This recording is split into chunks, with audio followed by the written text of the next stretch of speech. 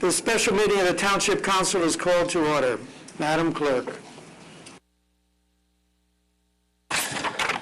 In accordance with the Open Public Meeting Act of the State of New Jersey, adequate notice of this special meeting of the Franklin Township Council was made by the posting on the bulletin board in the municipal building and the township website, and electronically transmitted to the officially designated newspapers, indicating that this special meeting would take place in the municipal building, council chambers, at 7 p.m. on Tuesday, July 19, 2022. Would all please rise for the Pledge of Allegiance?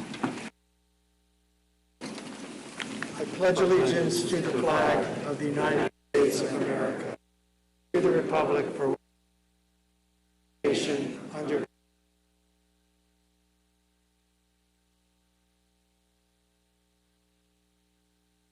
Madam Master Clerk, please call the roll. Councilman Embarrasson? Here. Councilwoman Francois? Here. Mayor Kramer? Here. Councilman Onijaka? Here. Councilmember Potosnik? Present. Deputy Mayor Pruitt? Present. Councilwoman Udine? Here. Councilman Vassanella? Councilman Wright? Here. Mayor, I'd like to make a motion. You are recognized, Deputy Mayor Pruitt. I would like that we move the public hearing and adoption of the ordinance on second reading up before public discussion. I'll second that. Moved and seconded, so we're moving the general public discussion. You're requesting to move the general public discussion till after this ordinance. There is a public discussion devoted specifically to this ordinance, so that people will have the ability to speak on that beforehand. Any other discussion on this motion? Do we need roll call? No, we can do it by voice. All in favor of changing the agenda as indicated, say aye. Aye. Opposed, say nay. Motion is carried.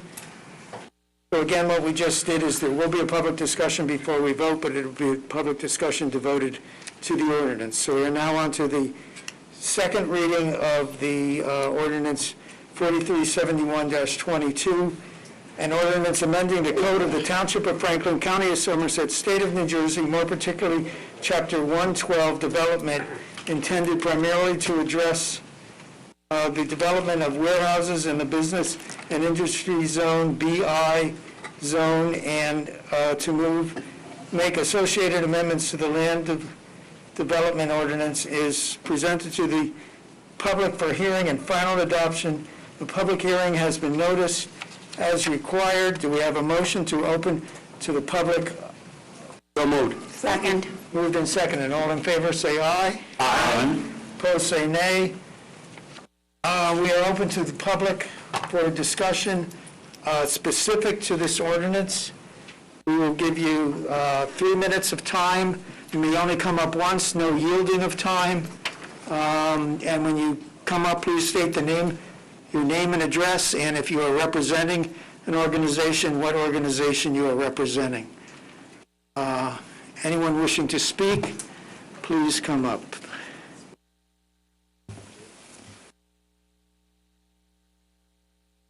Good evening, members of council. My name is John Kaplan. I'm from the Herald Law Firm in Warren Township, New Jersey. It's 25 Independence Boulevard.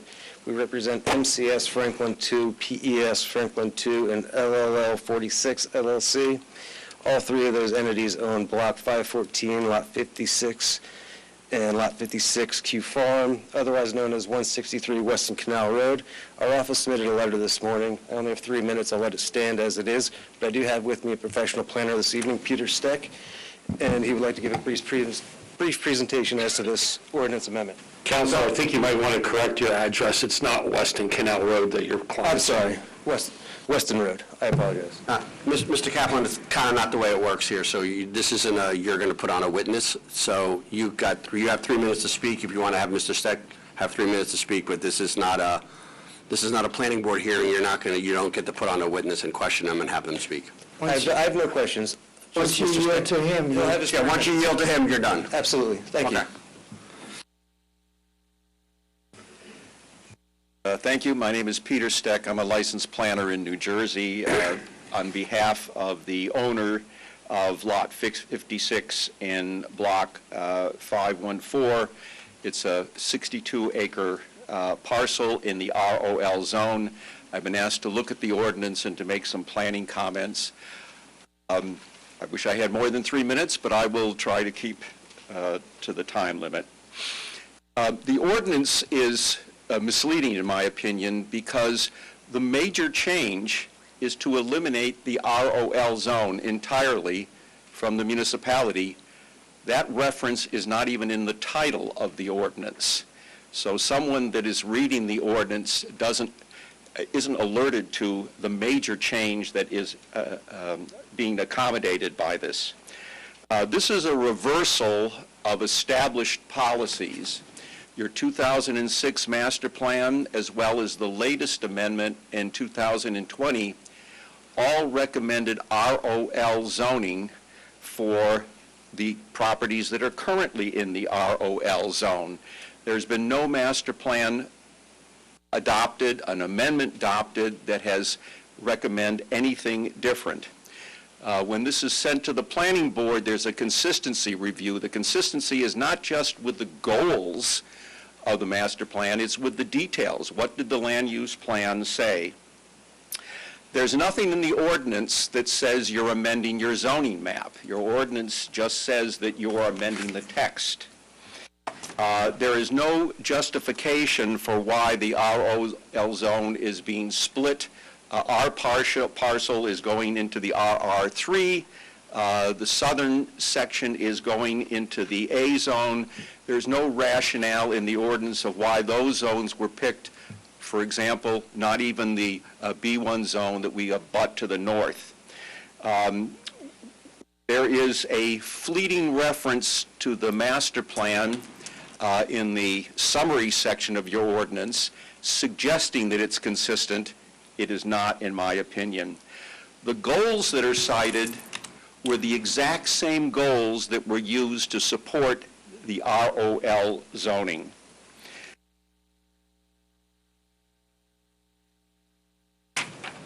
By the way, Mr. Steck, you might want to take a look at sections 1, 2, and 3, and 4 of the ordinance, which all amend the zoning map, just for the record. Okay. One of the ordinance, in my opinion, is devoid of a rationale of why you are doing this that is substantially inconsistent with the master plan. I think that this constitutes reverse spot zoning. As you know, the municipal land use law... That's your time. Okay. The municipal land use law requires that a zoning... So that's your time. Your time's up. Thank you. Just so that as we go into the hearing, Mr. Vornlacher, there was the planning board actually reviewed the application and found that it was consistent with the master plan. Is that correct? That's correct. Thank you. Anyone else wishing to speak? No. Slight change of subject. Robert Schmidt, 539 Elizabeth Avenue. I have some observations and concerns to share. And while my focus is on the traffic on Elizabeth Avenue, No, sir, this is not a general public... it relates to warehouses in Okay. that the warehouses cause trucks, and trucks are detrimental to at least some of the citizenry. I'm sorry, proceed. Thank you. So while my focus is on Elizabeth Avenue, I believe that what I'm talking about here applies to many of the streets in the area, Weston Road, Cedar Grove Lane, Amwell Road, and such. The truck traffic on Elizabeth Avenue has been slowly increasing for years, but now it looks to be increasing really quickly. The new warehouses are a large contributing factor to that increase. It used to be rare to see a tractor trailer on Elizabeth Avenue. Not anymore. On May 12th, I counted 24 semis cruising up and down Elizabeth Avenue. That's of this year. July 15th, last Friday, I counted 63. And I got the pictures to prove it if anybody cares. I'm concerned that that truck traffic will continue to increase. At what point will we have 18-wheelers backed up at every traffic light in the area? The increased truck traffic has many detrimental impacts on the residents and citizens at large. I will discuss 3: noise pollution, air pollution, public safety. The noise problem from trucks is serious. From a health standpoint, it's more than just annoying. It's bad for mental health. Noise causes stress, and gee, we have enough of that already. From a property value standpoint, it's disastrous. The noise problem will wipe out residential property values on Elizabeth Avenue and anywhere nearby if it hasn't already. As for air pollution, we know diesel pollution is very bad for your health. As the truck traffic increases, before too long, you'll be able to measure it in your backyards and living rooms. Not good. And thirdly, from a public safety standpoint, I would really like everybody to just kind of think about, crushed cars, crushed people in front of or at the entrance of Colonial Park. In that, just today with my radar gun, I tagged a semi going 47 miles an hour right there past the entrance to Colonial Park. Anyway, in conclusion, let me say simply that I really don't want to see any of that happen. So I would request you do anything possible to reduce the truck traffic or at least prevent it from increasing any more. Immediately disallowing any further warehouses would be a good start. Thank you.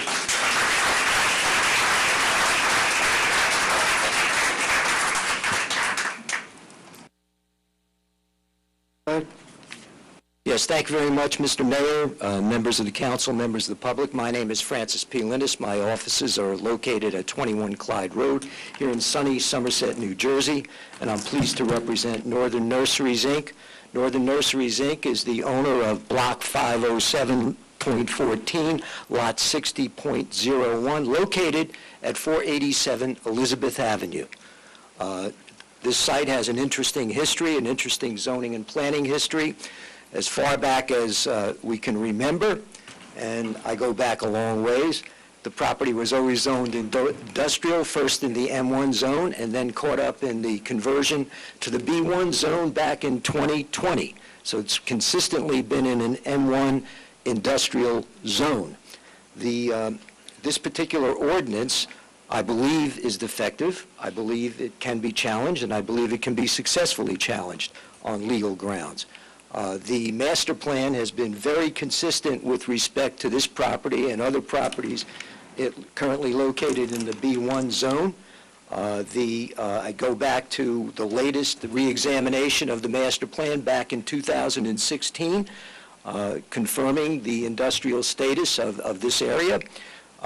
2017, the township looked forward because of your very good professionals, Vince Dominack and Mark Healy, authored the Strategic Zoning and Economic Development section of the master plan, which followed up the 4-ward study, all of which kept this property and others zoned light industrial. And it's very important that the council consider the relationship of a master plan to a zoning ordinance.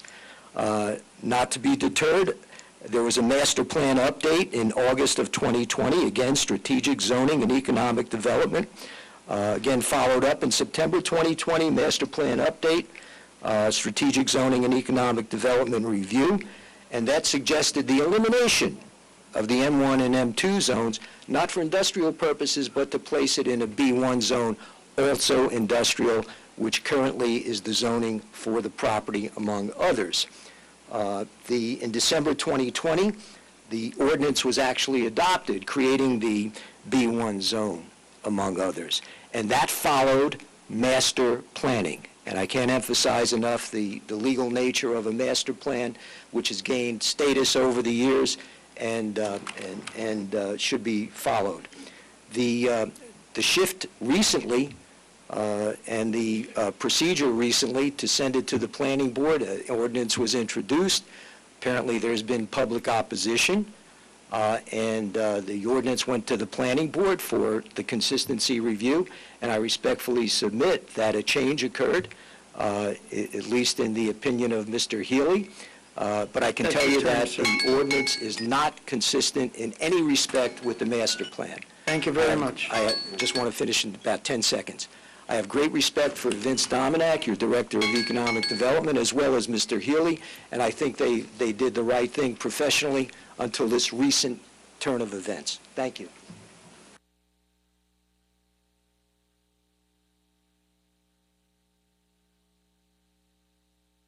Good evening. My name is Kiki Anastasakos. I live at 3204 Enclave Circle in Canal Walk. You've seen us here several times in the past month.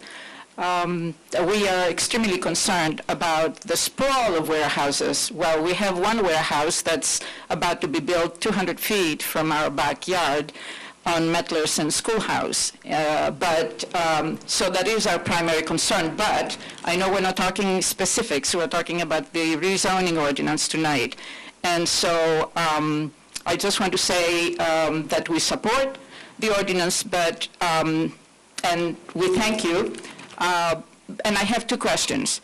The first one is, I'm wondering whether this ordinance that you're about to examine tonight is too little too late. And by that I mean, if one looks at the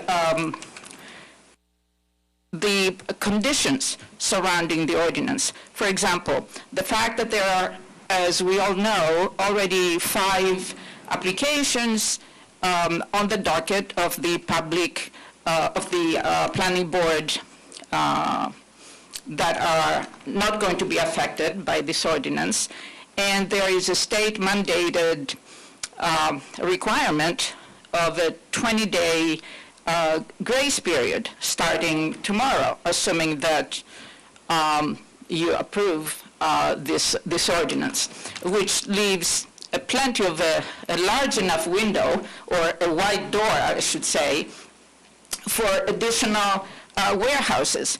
So my question is, isn't in fact this rezoning ordinance going to be null and void after all is said and done?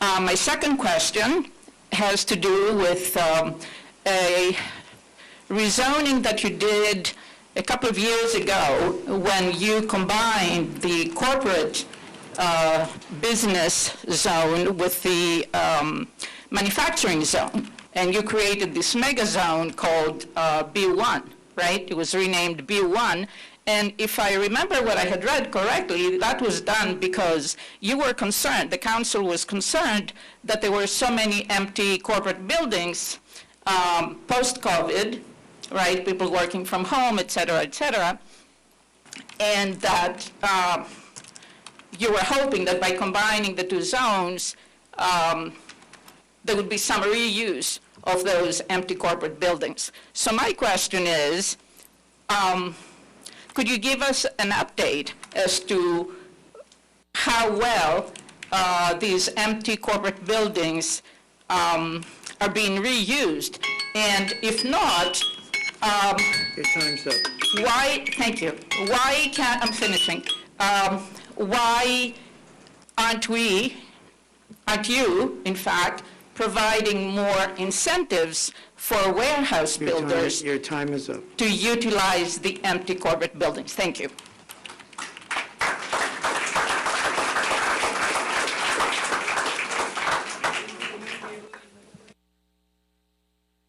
Good evening, Mayor, council members.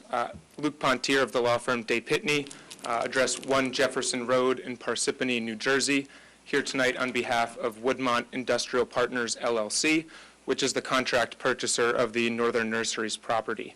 I do have 3 exhibits with me tonight. Is it okay if I bring those up and to be passed around? Yes, you're still limited to 3 minutes. Understood, thank you.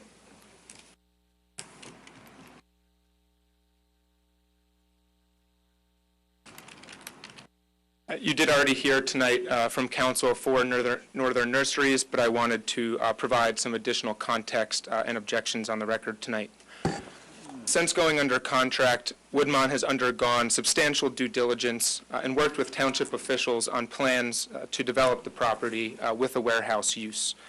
Woodmont submitted an initial plan to the township in the winter of 2021 depicting a warehouse on the property, and it did receive substantive comments back from several township officials, and in reliance on that feedback, Woodmont updated its plans to create a fully conforming variance-free application in compliance with township codes. Woodmont has invested substantial sums of money on its due diligence and development of this property. As you might imagine, after receiving substantive comments from township officials, Woodmont was quite surprised to learn about this ordinance that would rezone the property and render warehousing a non-permitted use. Not once did the township notify my client that this new ordinance was in the pipeline. To turn and reiterate to a few policy objections, the ordinance is completely inconsistent with the goals set forth in the master plan. One of the very vague goals that was set forth in the summary of the ordinance is that this will further a goal of the master plan to encourage commercial and industrial development in areas with access to major regional highways and in established areas. If you'll turn to the first exhibit, it should be the first page in your packet. It shows an aerial view with a traffic route highlighted in yellow. You'll see that the property is located 2.7 miles from I-287. It has clear access to a major regional highway. If you turn to the second exhibit, which is the second page, again, it's a Google map view with current and approved warehouse uses. And as you can see, the property is located in an established industrial corridor. The Vision Hardware warehouse is operating directly across from Elizabeth Avenue, and another warehouse was just approved on the immediately two adjacent lots. If you look back at the truck route on the first exhibit, which is the route that truck traffic from this property would use, that is also the same route that truck traffic is already using for the existing and to be developed warehouses. Prohibiting the warehouse use on this property will not make any changes to that. It's clear that the corridor of Elizabeth Avenue, and even more specifically this property, is in an established corridor with easy access to the highway. Finish up, please. To summarize, my objection is both equity and policy driven. The rushed adoption of this ordinance is completely inequitable, and at a minimum, we would request that equity dictate a delay in any further consideration of the ordinance to allow for consultation with those relying on the current zoning of the properties. Thank you. Thank you.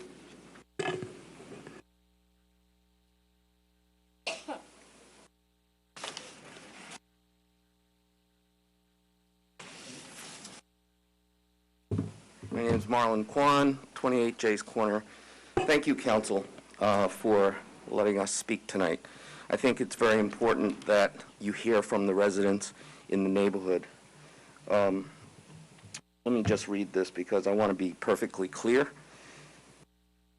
It is clear that selected professionals that wish to reject this ordinance is all about money. They don't live here and they won't have an effect on their lives. It can't be just all about money. While I understand that economics are a vital part of our township residents, people and quality of life need to be taken into consideration. I applaud the council and the prompt response to our calling. I hope that this ordinance will pass tonight and is the beginning and not the end of your efforts by rejecting variances and exceptions to enhance the beauty, enhance our quality of life, and ultimately enhance our properties. Thank you.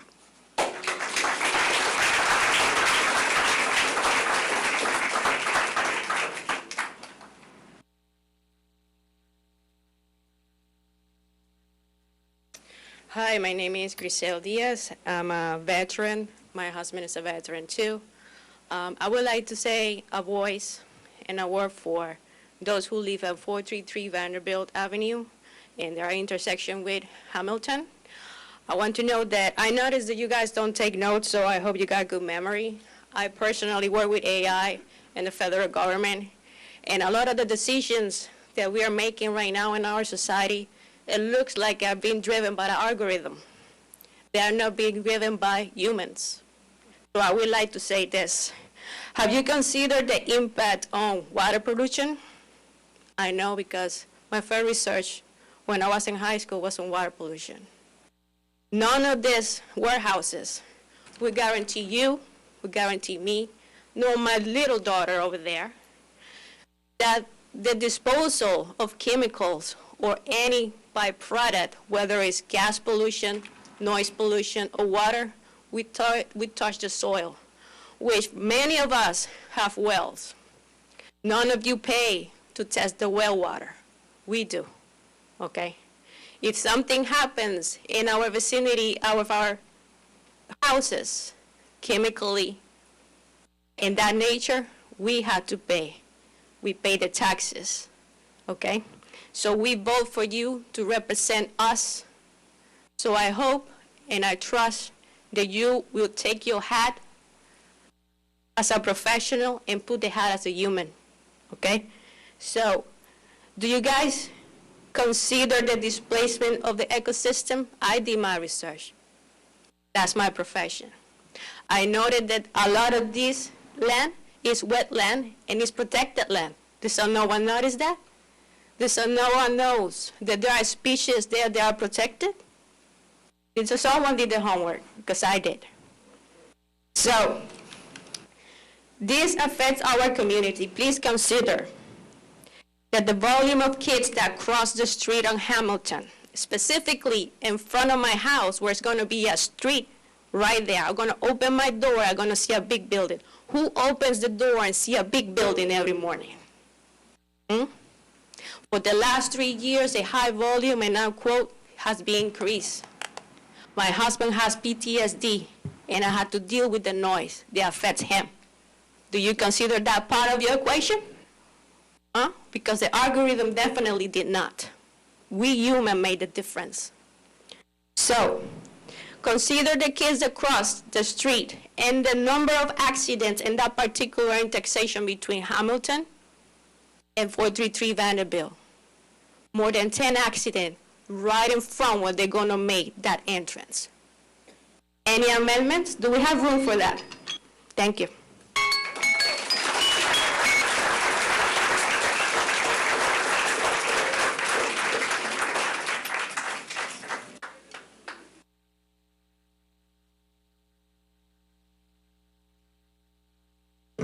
Janet Goldstein, 47 Saratoga Court and Canal Walk. I'm particularly concerned about the 20 days which will pass between the time this ordinance is enacted and the time at which it actually takes effect. I want to know what constitutes submission. Every one of these gentleman who gets up says, oh, well, in 2020, I discussed it with you. In 2019, I discussed it with you. Is that a submission? What exactly is a submission? If I own a piece of land and I draw a rectangle on it and I say, that's where I'm building the warehouse, is that a submission? I want to have a definition right here in the public meeting, because we have a scenic overlay ordinance that specifically mentions Mettler's Lane. But somehow it doesn't apply to Mettler's Lane. Somehow, not only is the developer allowed to destroy everything that is scenic about Mettler's Lane, but we don't even get the setback that's talked about in this scenic overlay ordinance. And somehow, every time we try to get anything that will make things better for us, all of a sudden it evaporates. It's not there anymore. So I want you to tell me exactly what constitutes a submission. Dominic, Vince, you can answer or I'll answer, but go ahead. That's fine. The municipal land use law, excuse me? we're going to... Maybe, why don't we let me answer it? Oh, okay. The answer is the municipal land use law defines what an application is, and our ordinance defines all of the documents you have to submit when you submit a land use application. So if you go and you look at our ordinance says if you have a site plan application, you have to submit the following documents, and that's where it's defined. But isn't this ordinance just like the guy shooting off the pistol for the race to start?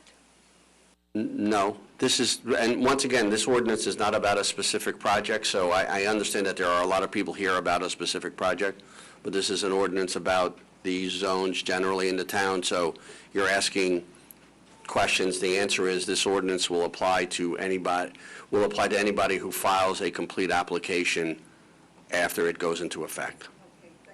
You're welcome.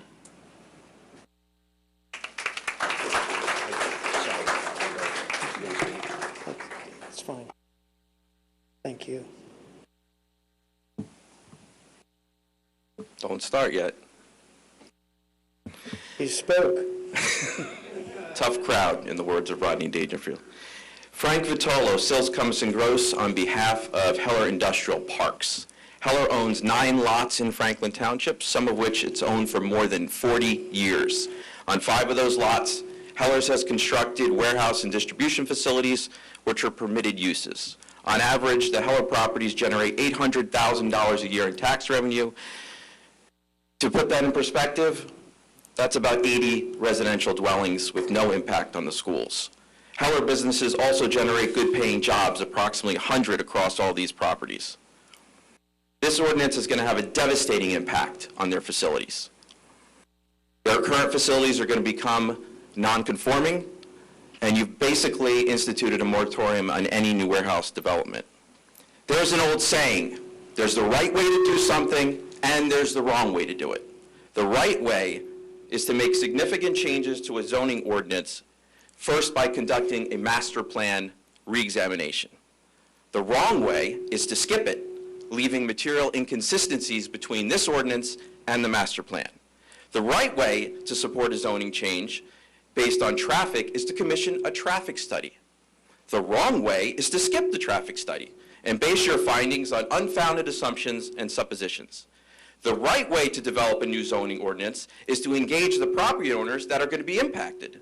The wrong way to develop a zoning ordinance is to ignore the impacted property owners and schedule hearings in the middle of the summer. The right way to revise a zoning ordinance to restrict warehouse use is to examine all of the affected properties and formulate a rational set of conditions and restrictions, and that acknowledges that no two properties are alike. The wrong way is to establish an arbitrary 500-foot buffer around residential zones, some of which are not even residential zones. The right way to enact a new zoning ordinance is to understand the unintended consequences. The wrong way is to fail to even consider them. I know you guys are better than this. You know why? Because I looked in the files, and you know what I found? Master plan reexaminations. You didn't do it here. Why not?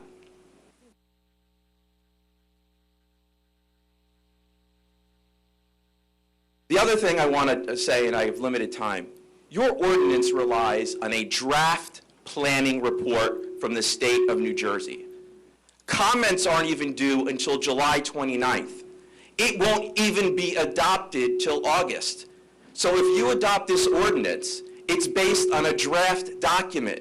So if the document is changed, your ordinance is not even good as the paper it's written on. You have to wait until the planning guidance at least is finalized. It's a fatal flaw, and just one of them. There are many. So do the right thing. Don't put this in the hands of lawyers for the next 4 years. Table this ordinance and do it right. Thank you. Thank you.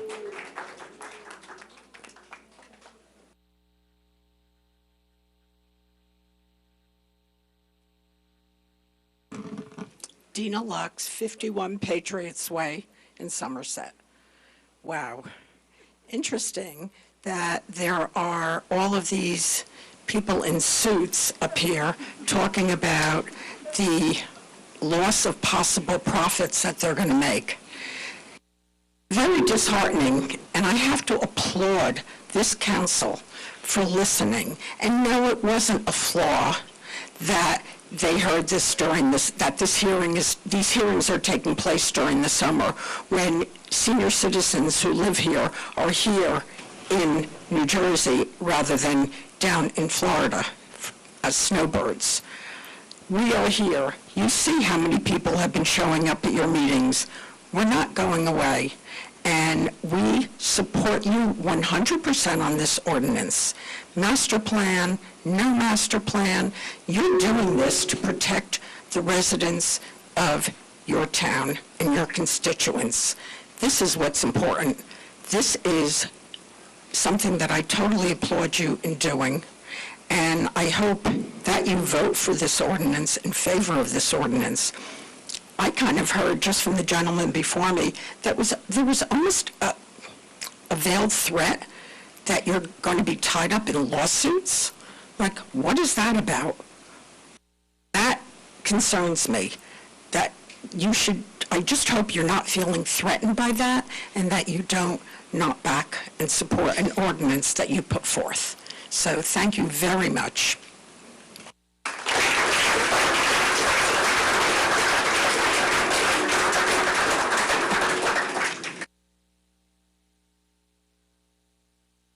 Good evening, Matt Seckler from Stonefield Engineering, 92 Park Avenue in Rutherford, New Jersey, representing Heller Industrial Parks as a planner and traffic engineer.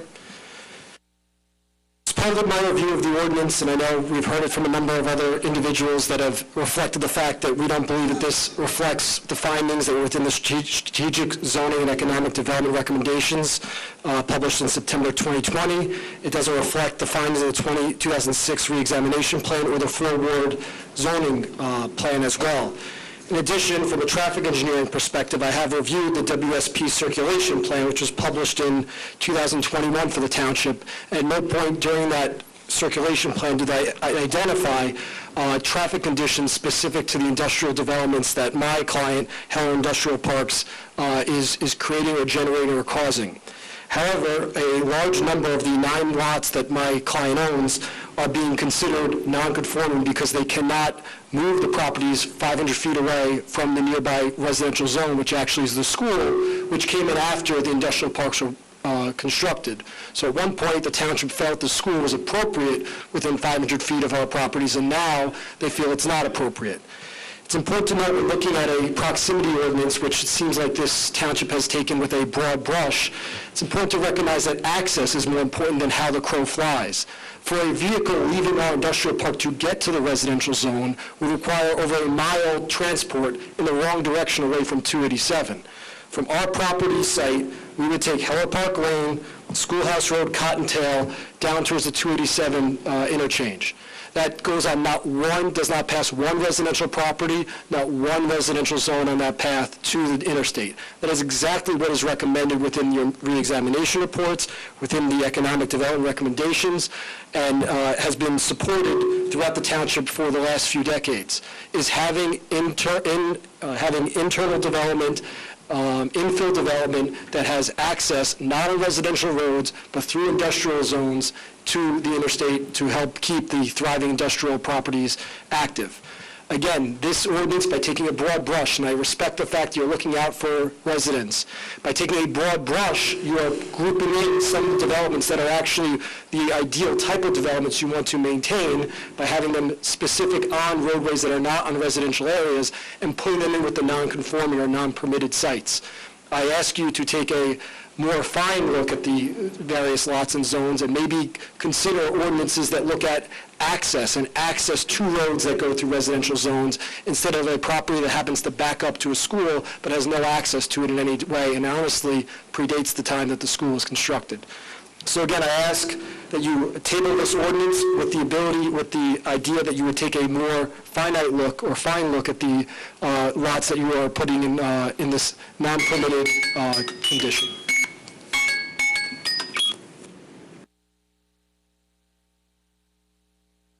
Anyone else wishing to speak?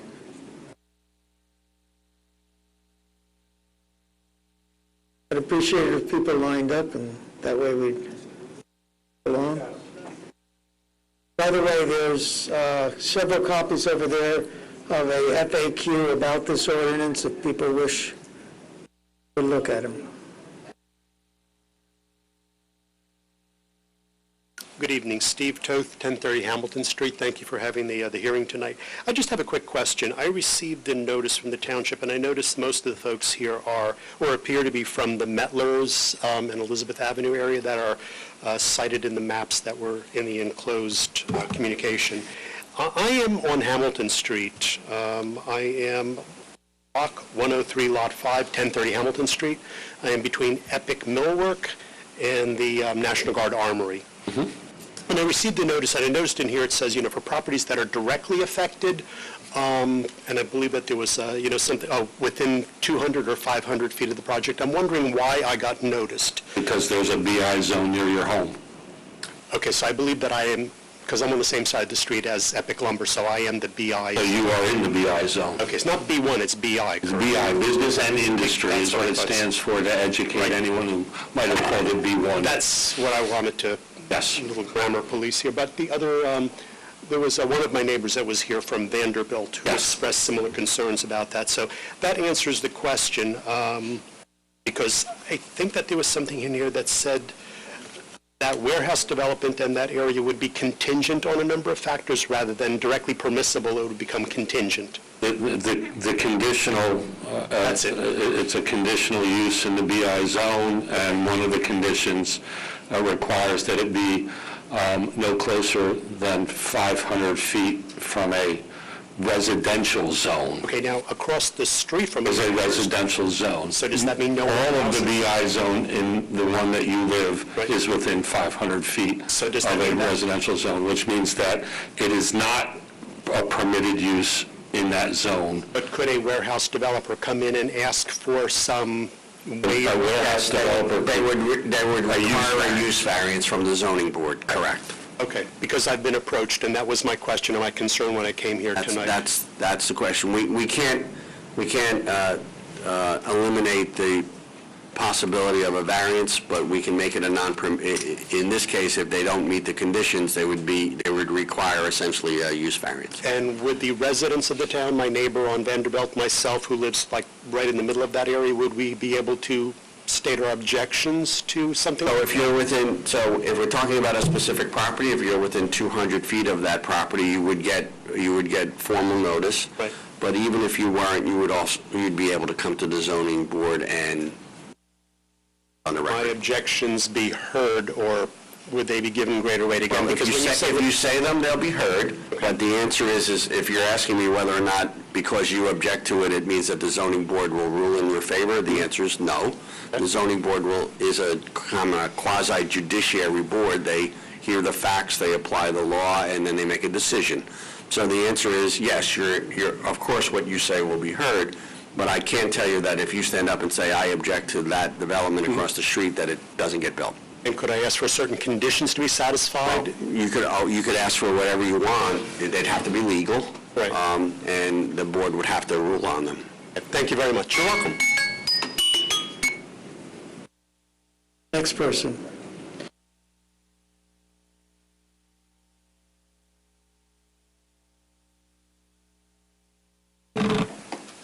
Good evening, council members. My name is John Lopresti. I live at 22 Payne Way in the Canal Walk community. I've sat there and I've listened to quite a few attorneys. It must be nice to be an attorney. They speak well. They can be very convincing, and sometimes I wish I were one. But anyway, I'm not here as an attorney. I'm here as a resident of Canal Walk, which, as you all know, is a 55 and over community. And first, I want to thank you for the time that you devoted to our community.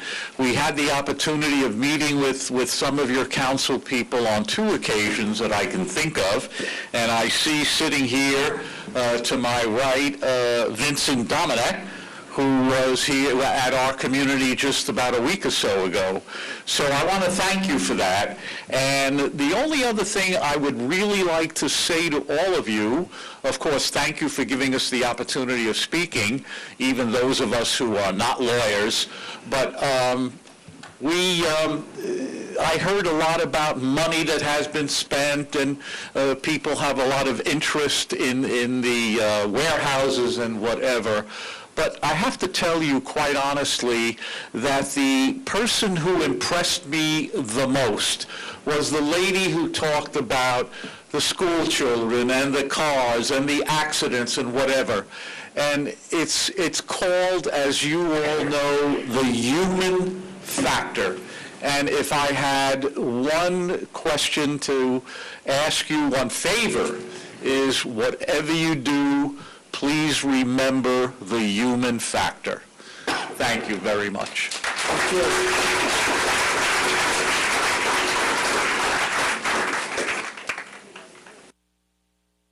Good evening, Mayor and Council. My name is Fred Puglisi from the law offices of Ferdinand Puglisi, 503 Washington Avenue, Kenilworth, New Jersey. And I'm here today representing the Torsiello organization who owns property located at 1, 2, and 3 Executive Drive. For some of you who may not know, this property is only 1/2 mile from 287. And it's the portion of the town, of the map, that is north of 287. And I have a planner here that will discuss why I feel that you should table this ordinance and conduct a carve-out for the area north of 287, which would make this ordinance more consistent with your master plan. I will submit, and I'll just leave it with this, not one vehicle would pass a single residence when it's going to 287 or from 287 if it's going to my client's property. Not one residence. However, because the back of my client's property abuts a graveyard, which is zoned a residential zone, it's going to be affected by this ordinance. So I would respectfully request that after you hear my planner's testimony, that you reconsider the ordinance and conduct a carve-out for the area north of 287. No, sir, you may not speak again. Here on behalf of Doesn't matter, he can hand out his report, but he doesn't get to all say right. it. Well then, I would just ask that that you review his report and take into consideration that my client's property is consisting of office space, which is mostly vacant as we sit here today. You know, if my client were able to change this area or change the properties into warehouses, we'll be bringing more ratables into town, whereas now his property is about 80% vacant. And that's one of the purposes of the master plan, by the way, to encourage commercial industrial development with areas within 287 and with less impact on residential zones. So I would just ask that you take that into consideration for a carve-out for this property north of 287. And that's all I have. Thank you.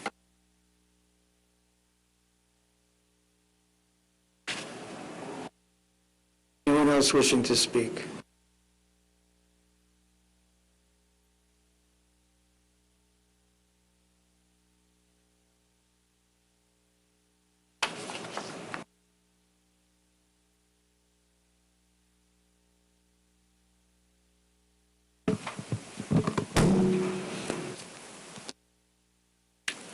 Good evening.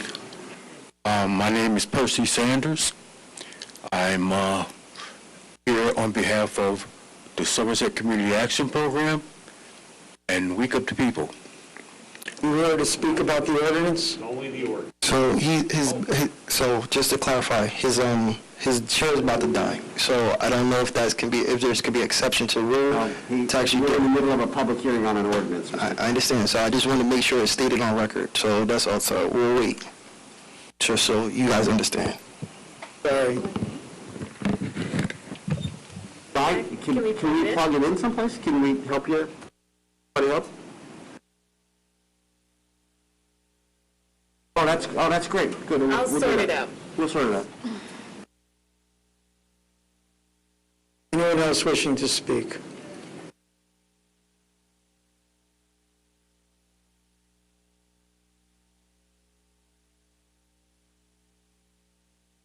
Hi, my name's Jan Brandt, and I live at 22 Bryant Court, and my home is 200 feet away from the proposed warehouse.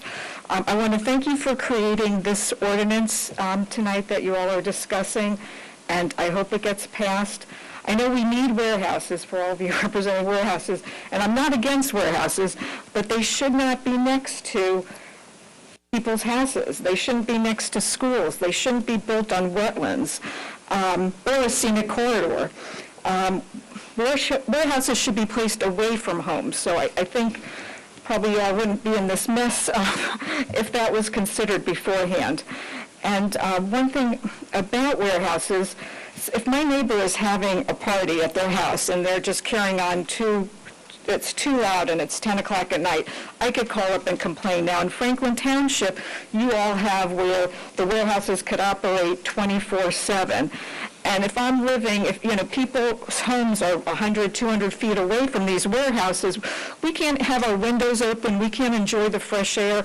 It really affects the quality of life that we're experiencing, that we deserve to be able to open up our windows and not worry about trucks going into their warehouses. So really, warehouses need to be separated away from the homes and all, because it affects the quality of life as well as our health, and it also affects us financially, because when we have to sell our properties, the values decrease as well. So I really hope that this ordinance passes and that homes and residences are placed far away from warehouses.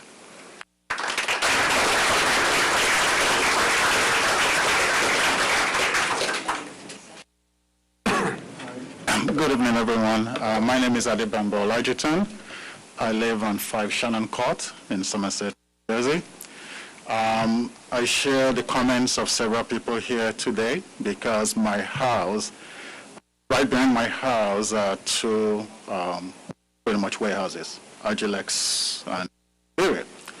I pretty much live the sentiments that some people are thinking of living because of the noise and smell of the perfume, and this has been going on for years. So that when I hear some people say, some attorneys here say it's flawed, that this ordinance is flawed, or they say things like it's arbitrary, there's nothing arbitrary about the 200-foot or the 500-foot distance. Even with that, I don't think that is enough, because the smell from the factory is air pollution by itself. I live it, even sitting in my backyard is a challenge. Now, I may be in a suit, I'm not an attorney, so it's clear. I'm a physician, and I know the impact of what smell does to the environment, specifically I'm a pulmonologist. So the bottom line is, I think this ordinance is great. I don't think it goes far enough, because the question I want answered here is, what happens to these factories that are existing already, specifically? How do we deal with this?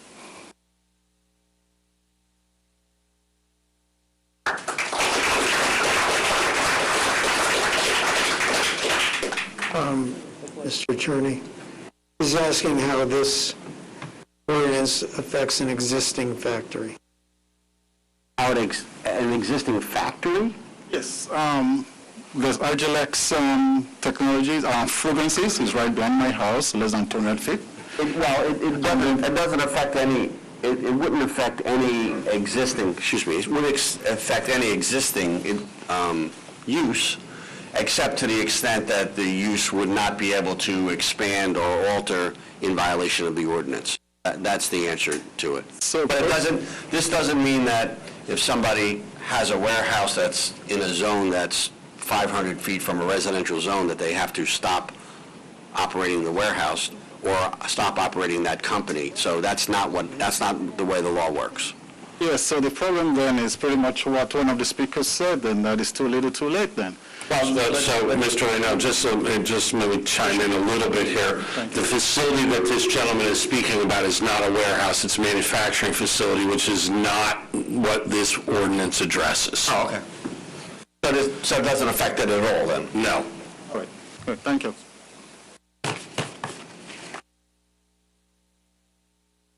Anyone else wishing to speak? Seeing no one, nope, hold on another. Could be a bathroom break? Oh, no. I recommend people line up if they wish to speak.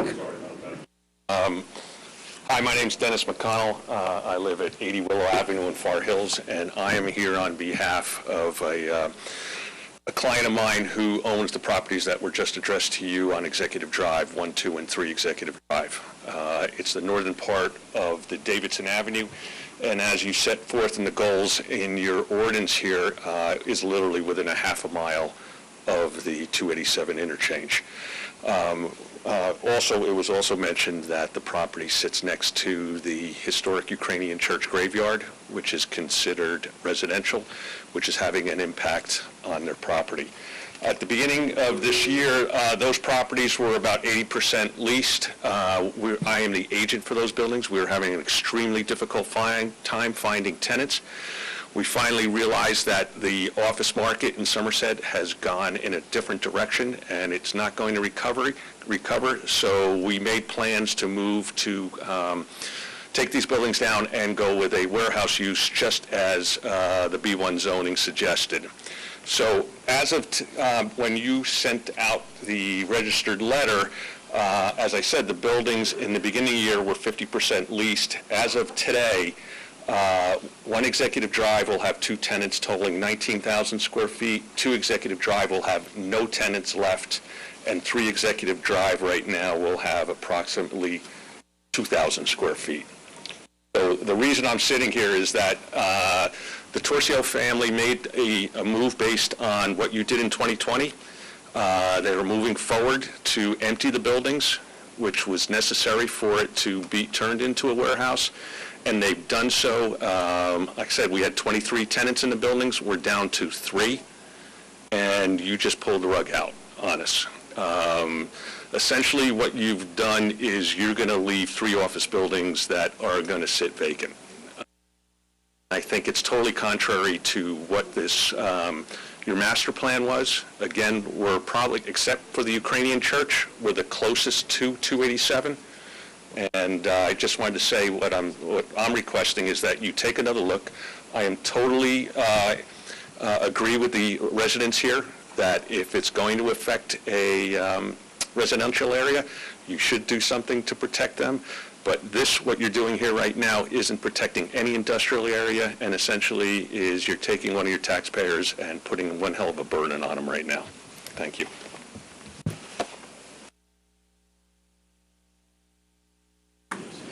Anyone else wishing to speak? Seeing no one chittering, standing, or lining up at the microphone, I move to close public comment on this ordinance. Second. Moved and seconded. No one coming up. All in favor of closing the public portion on this ordinance, say aye. Aye. Opposed, say nay. Motion is carried. We have a motion to adopt the ordinance. So moved. Second. Moved and seconded. I'm not going to describe the ordinance as I normally do. When we had the first reading, we had a significant presentation. I will call on the Township Attorney to talk about how to count the vote, I guess. Yes, Mr. Mayor, there's a provision in the municipal land use law that's called notice of protest. And I noticed that we received a number of letters, some from the attorneys who spoke here tonight, that couched their objections as a notice to protest. In order for those to qualify as actual notices under the municipal land use law, they would have to represent 20% of the property owners in a given zone. And honestly, I haven't, because they came in the last day or so. I don't think we've made that determination as to whether they actually qualify. That being said, if they did qualify, they would require you to pass this with 6 votes as opposed to 5 votes. So as a practical matter, and I can't make the determination until after, obviously, council votes. If the council does vote and there are 6 or more votes, then whether these actually qualified as notice to protest or not really become moot. If they don't, then we will have to make a determination, the planning staff and I, whether or not, as a result of those objections, you had enough votes to pass it. So I just wanted to So as far as my discussion, this is a highly litigious situation. So I am going to, or I have left all my points to say to the attorney. Does council have any other discussion on this item?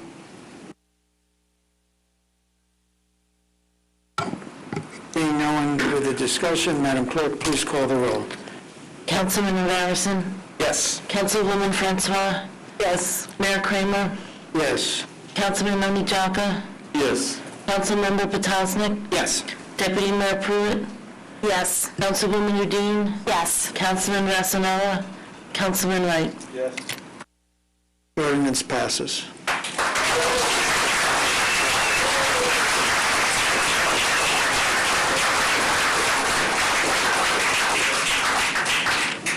We're going to take, well, actually, no, we'll just The only thing remaining is the public discussion. Do we have a motion to open to the public? Second. Moved and seconded. All in favor of opening to the public, say aye. Aye. Opposed, say nay. Motion is carried.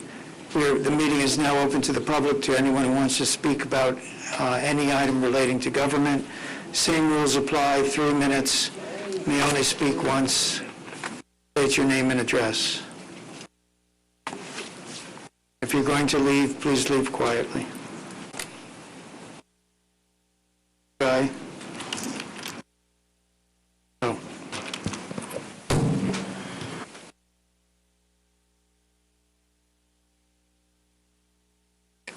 Good evening. My name is Percy Sanders. Excuse me, Percy, 1 second. Everyone, you should stay. Mr. Wright, Mr. Sanders has the floor. Again, my name is Percy Sanders. I'm at 2 Evergreen Road, Somerset, New Jersey. I'm here to represent and to speak on behalf of the Somerset Community Action Program and Week of the People. I am president of the Week of the People and vice president of the Somerset Community Action Program. I'm here to give a voice to senior citizens, the lower income, and our children. We had a dire need for help to deal with our children. I found it necessary for me to come out and to speak to you all and let you know that this is a dire need. I want to thank the Hamilton Street Business District, who has been behind us and working with us, trying to make this thing happen. The Somerset Community Action Program and Week of the People are a 501c3 nonprofit charitable organization. It is my understanding that we are able, as these organizations, to receive grants and things like that. What we're trying to do is develop programs for our youth, our senior citizens, and the lower income. We're not just for the lower income or the kids and the seniors. This is a thing that we are doing that helps the whole community, the community at large. Our theme is community in unity. I'm here to also thank the Township municipality, but we are really looking at future events, future programs, and things like that. I feel that a thank you that we're giving you is dealing with your support. But we don't just need your support.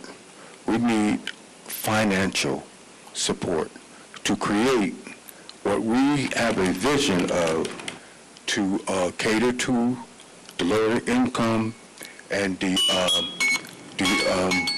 youth and senior citizens. With these programs, the Somerset Community Action Program has a record of being able to provide the manpower to man these programs. And what we need to do is actually get these finances in order that we so direly need. Mr. Sanders, if you could sum up, please. Okay. It's my understanding that there is a $28 million surplus that you don't have no idea what to deal with. So we're here to ask you to allow it to be a thing where Week of the People and the Somerset Community Action Program could show you what we can do. Thank you, Mr. That's what I Sanders. ask.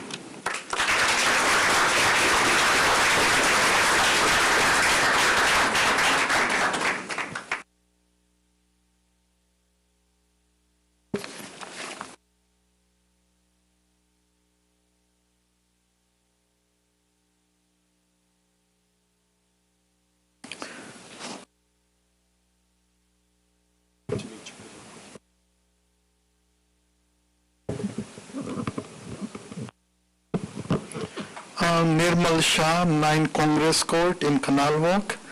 So first of all, I am feeling very happy. I'm very proud of my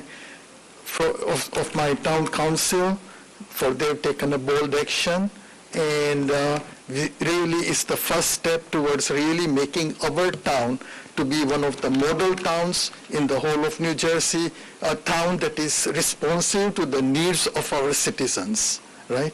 And what I'm looking from you now is that having taken this very bold first step to try and to respond to our citizens, what further actions are you planning to take in terms of making this town a model town, changing our environment, making our town to be really, really nice for people to live in? We have heard things from other people over here about all the issues they are facing with the pollution, etc., and that with the traffic. What are your plans to do the next steps? So, thank you very much, but I am proud of you. Thank you.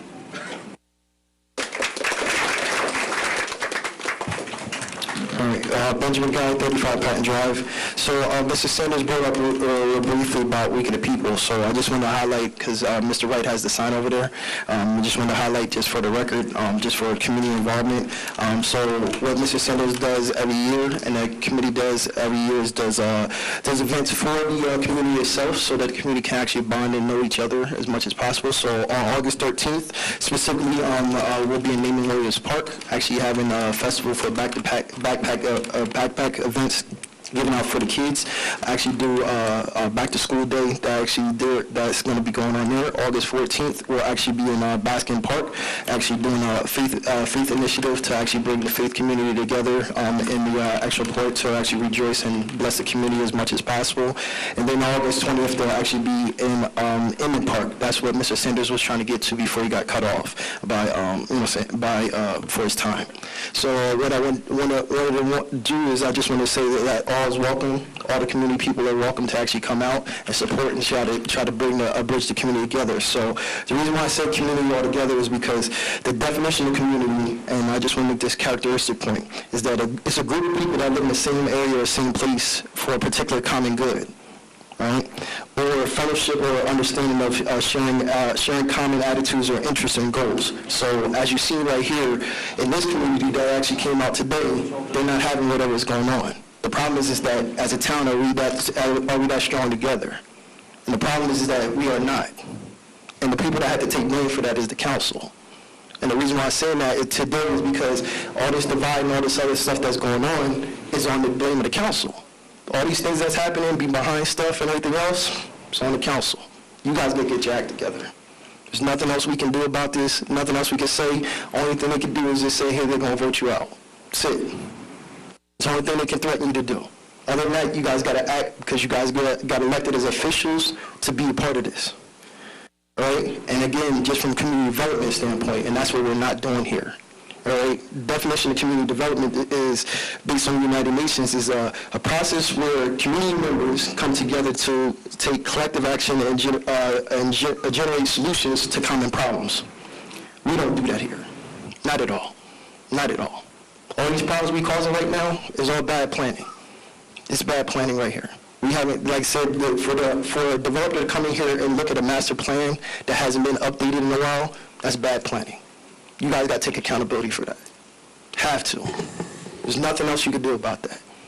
Again, this town has grown. Me and Mr. Von Walker go back and forth all the time about this. This town has grown tremendously over the last 15, 20 years. We haven't planned for that. We have not done anything to support that.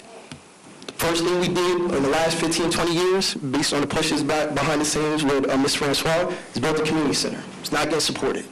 I'll just be blatant about it. It's not getting supported. Funding-wise, resource-wise, support-wise. Mr. Guy, thank you. I didn't hear the beeper. What are you talking about? Didn't go off for 3 minutes. Did you hear anything? I'm just trying to be blatant about it. Guy, your time is up. So I just want to make sure that we're paying attention right now. All right? Thank you.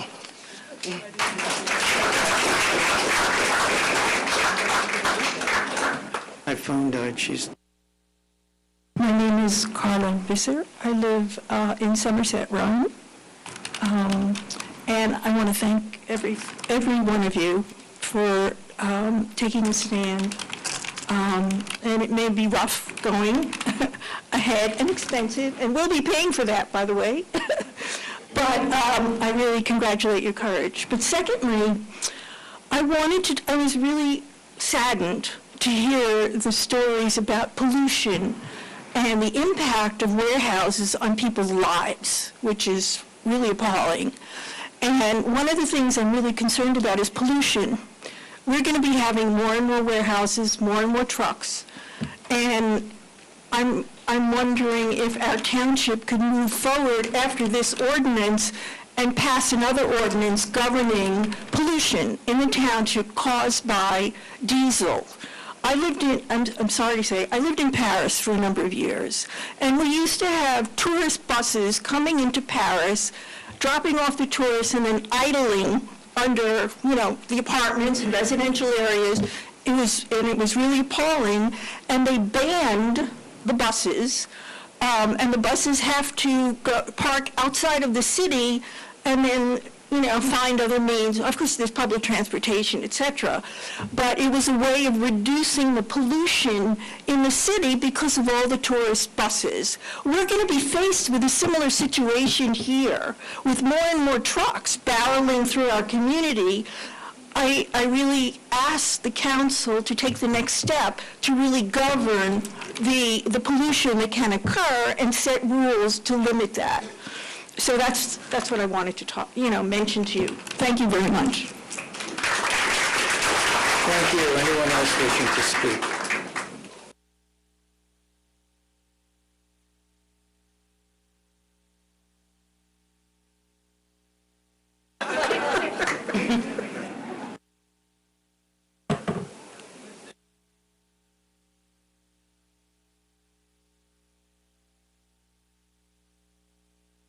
I haven't started yet. Okay, now. How you doing?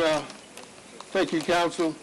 I just want to start off with this here. I love this community. Name and address, please, sir. My name is Willie Goods, G-O-O-D-S. I stay at 600 Eastern Avenue, Somerset. Been here for over 30 years.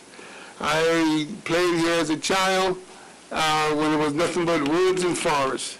And I wandered through the woods and the forest along with it there. My uncle built a house in the early 50s, right on 27. And we played out of that dear house. I've been here for a lot of years. And I know that Franklin Township is a grand community, but they have a very opposition to change.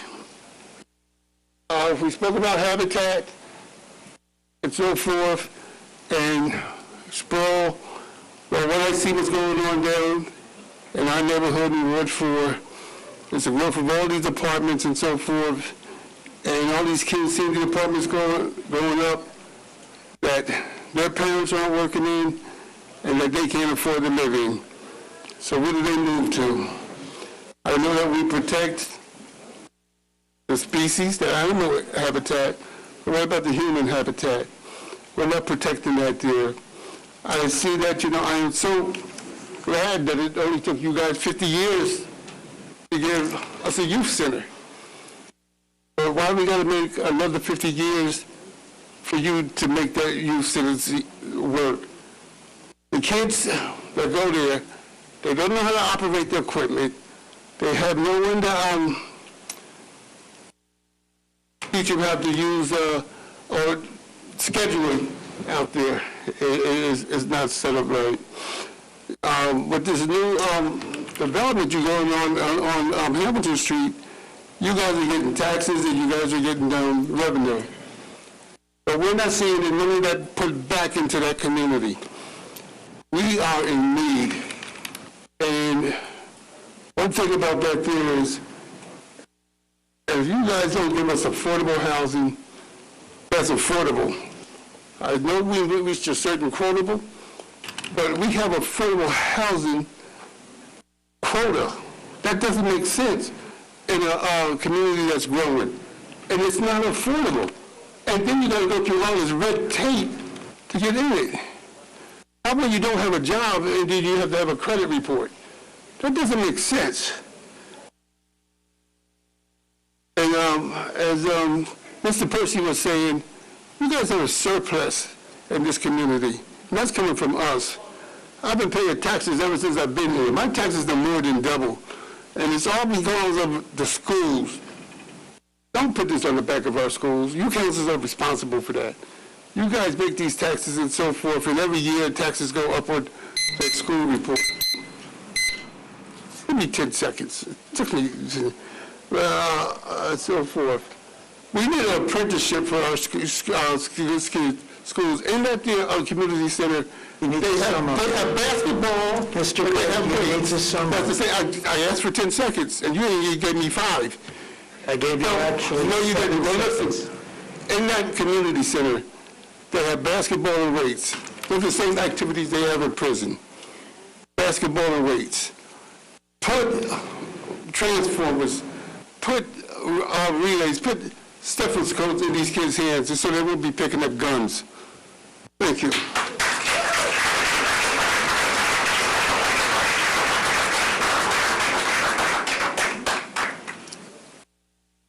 Please come on up. Don't wait to be called.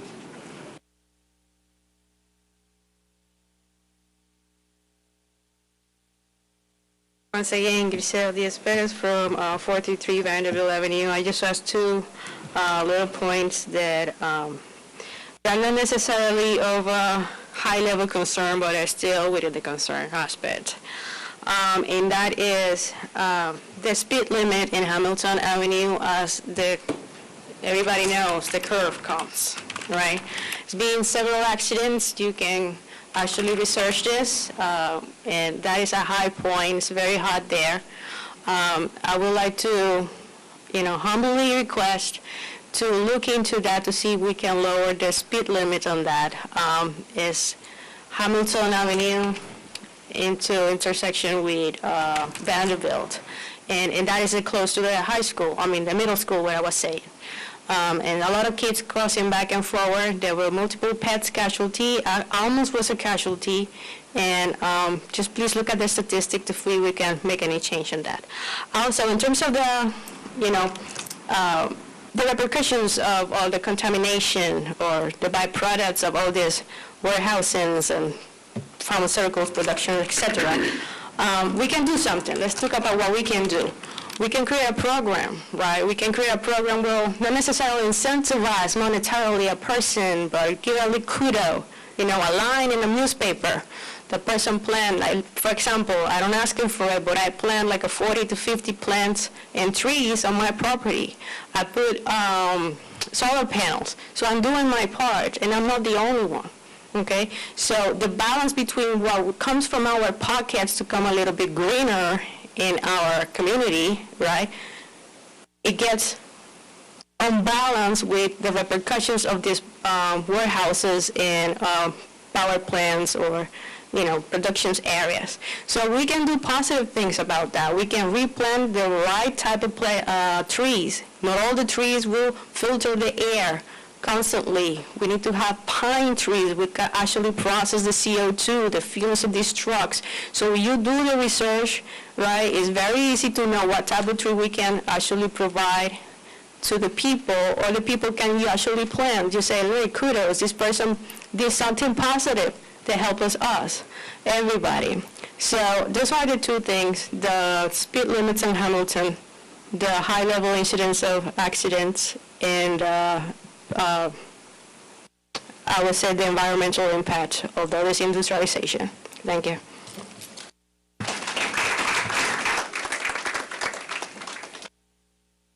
Anyone else?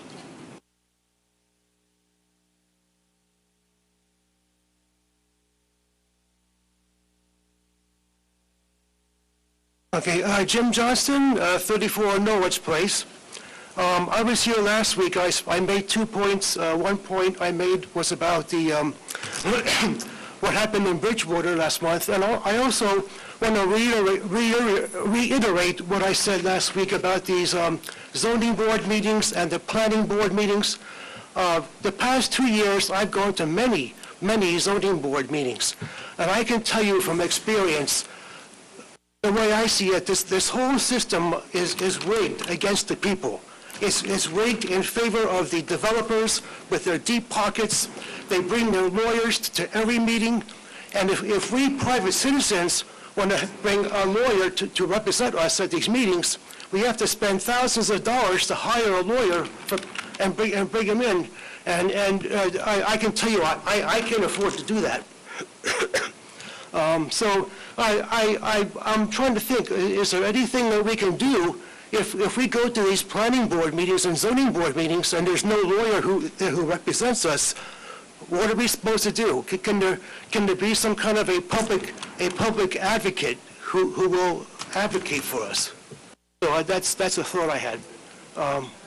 All right. So, but I want to thank you for voting in favor of the ordinance. I support the ordinance. I want to thank you for having the courage to vote yes on the ordinance. I think that's a good first step. All right. Thank you very much. Anyone else wishing to speak?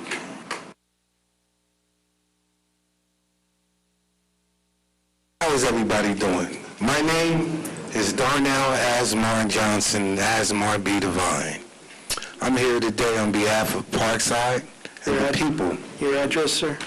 Huh? Is that's a part of this? Address. Chestnut Street. I live somewhere else, but I'm here on behalf of the people. Okay, where do you live? What is your address? 1534 Chestnut Street, South Plainfield, New Jersey. Okay, thank you. Okay. I was asked to come to this because there's a lot of things going on in the community that this stuff is happening because there's nobody there to help these kids really take them away from some of the stuff that's going on. I was a product, right? I did 16 years in the system. Me and this man right here was cat and mouse, lawn locker, right? But I changed my life around. I've been on CBS, Fox, NBC, Ellen DeGeneres within the last 9 years. Why? Because I'm doing something with my son. We're doing a mentoring program, and this is the type of stuff that y'all need here. Everybody keep telling me I need to talk to you, but it's hard to get to you, Vaughn Locker. You know, but Not that hard. I'm in my office every day, all day. I've tried. Never came knocking on my door, Darnell. But this is the thing. This stuff is going on because y'all got the scat, but that's not really doing too much. Y'all need mentoring programs that people that can identify with these kids. Like I said, I was a product of this. This man know I'm not lying. I did 16 years going against him in Franklin Township. Why? Because I didn't have no direction. I had a mother, but I didn't have no direction. So I chose the street life. Now, like I said, back to my point, you guys gotta send people out there like me to get these kids. They gonna listen. They don't listen to me before they listen to any of y'all. I can get 2,000 people to come to the police station. Me. Why? Because people know I'm from that street. I'm from that block, and I've changed my life. And I'm an example right now today to tell these kids, look, that life that I did live, I don't live it no more. I got something going on. I got a book coming out and everything behind the life that I lived. So I'm an example to show these kids, just because of where you're from, it doesn't mean you can't turn out to be something because I'm somebody today. You know how I know that? Because I'm here talking to y'all. Not in a million years would I have ever thought I'd be sitting around police. But I'm cool with the mayor. I'm cool with Phil Murphy and everybody today because of what I'm doing today. But the people that have the same skin I have, they don't have that voice other than somebody like me. And I just want y'all to just hear me. That's it. And help the community instead of just sitting back doing nothing. All these murders is happening. All this violence is happening. Why? Because people sitting back. Like I said, they don't listen to me. that listen to me. And I thank y'all.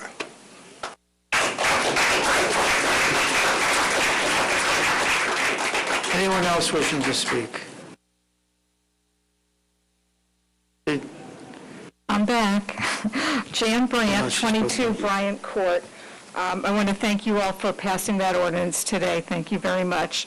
The first time I spoke, I guess it was a few weeks back, and I spoke to all of you, and I told you how Canal Walk, how the residents who face Metlers Road, we were very surprised about the proposed warehouse, because we had paid premium money to have those lots, $25,000 extra to be facing Metlers Road.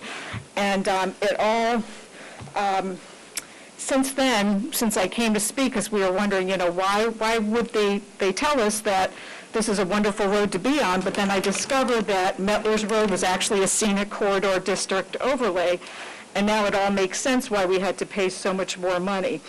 After reading the ordinance for scenic corridor district overlay, I'm very optimistic because I know you all will keep the developer and the building to this ordinance. And one of these, it's 7 pages long. Mark Healy actually printed it out for me. And just one of them says, to protect the township's remaining open spaces from conventional development patterns and measures that tend to compromise the intrinsic value of farmlands, fields, hedgerows, woodlands, mountain profiles, or ridgelines, plateaus, and water bodies and water courses. There's a lot more in this, but I'm very optimistic that the proposed warehouse, B9 schoolhouse, will have to go by all of this, and the street that I face, the Metlers Road, will still remain a scenic corridor. And I was wondering when there's applications, and let's say something like this arises, that it's discovered that it's on a scenic corridor district overlay, does the developer have to resubmit an application? No, he does not have to resubmit an application. In this particular case, and I believe you've been told at least on one occasion, maybe more, by Mr. Healy, yes, and that the substantive review by staff has not taken place yet. The completeness review, which is not the substantive review, has taken place. And now, after the completeness review is done, staff members in all the various disciplines will review those plans and apply the zoning ordinances where necessary, for instance with the scenic corridor overlay, to ensure that the application is in conformance with all of the zoning ordinances that it's subjected to. So the fact that it's not a resubmission, but there will be, and oftentimes in applications like this, there are multiple revisions of plans that are done before the final plan is approved for construction. So the substantive review will begin shortly on this particular application.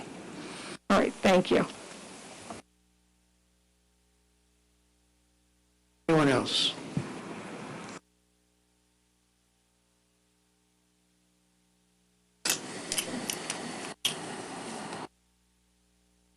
Terry Thorson, 18 Labed Drive, Somerset. Put the microphone down. I always have that problem. Let me say it again. Terry Thorson, 18 Labed Drive, Somerset. Am I correct in assuming that the next master plan renovation or revisal is going to be 2026? Actually, I think it's 2024. I think this is the last major review of the master plan was 2018, right? 2018? Yeah. How does the public get input into that? You attend planning board meetings? I have. That's how you get input. Okay. You attend planning board meetings. I kind of sympathize a little bit with the people who have the property where the warehouses are. They did spend a lot of money on it. They spent a lot of money on lawyers, obviously. But when you think about the quality of life in Franklin Township, the gentleman who was talking about the one on Elizabeth Avenue that abuts Elizabeth Avenue School, have you read his application? Did you look at their own environmental impact statement, where they said they were going to cut down over 2,000 trees? Now, they'll plant some nice decorative trees here or there. But the transfer of carbon dioxide and oxygen will not be the same. The lady who said put evergreen trees up had a great idea, because they'll work every day of the year, whereas deciduous trees will only work when they have leaves. I've been dying to say this a couple meetings now. With the warehouses, we keep hearing, well, everybody's doing it in New Jersey because, you know, we have this great location and we can transfer goods better than other people can. Just because everybody's doing it, are we supposed to do it?